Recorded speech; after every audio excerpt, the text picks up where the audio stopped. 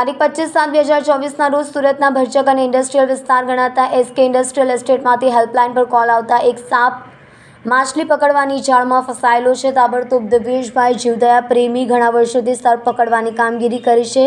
તેઓ સ્થળ પર જઈ રસેલ સ્વાઈપર સાપ, જે ખૂબ જ ઝેરી સાપની પ્રજાતિમાં આવે છે, તે મહેનતથી સુરક્ષિત રેસ્ક્યુ કરી ફરી તેના કુદરતી વાતાવરણમાં મુક્ત કર્યો હતો.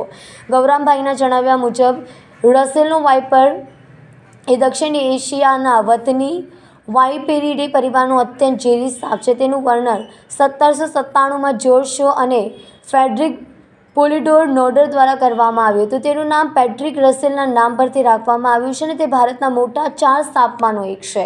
સામાન્ય રીતે આ સાપ ગુજરાત અને ભારતના દરેક સ્થાન પર જોવા મળે છે, પણ જ્યાં પાણી અને દરિયાથી નજીકના શહેરો હોય ત્યાં તેનું સારું એવું પ્રજનન થાય છે. જેમ બીજા સાપ પેંડામુખી પ્રજનન કરતા હોય, આ પ્રજાતિના સાપ ડાયરેક્ટ બચ્ચાને જન્મ આપે છે.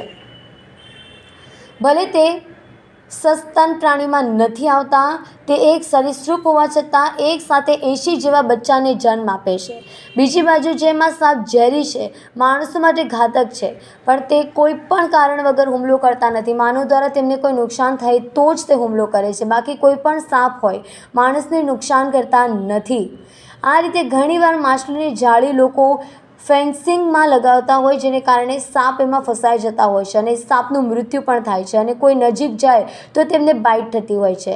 અમારી દરેક નાગરિકોને વિનંતી છે કે આ જાળનો ઉપયોગ ન કરી બીજો વિકલ્પ અપનાવે, જેથી કોઈ પણ જીવને નુકસાન ન થાય. અત્યારે ચોમાસાના દિવસો ચાલે છે, ઘરોમાં પાણી ભરાયા હોય તો સાપ આવવાના ઘણા એવા બનાવ બનતા હોય છે. તો તમને ગમે ત્યાં સાપ દેખાય તો તેને મારવો નહીં ને કોઈ પણ રેસ્ક્યુઅરને અથવા તો નીચેના હેલ્પલાઇન નંબર પર કોલ કરવા માટે વિનંતી. Helpline number 6354174386.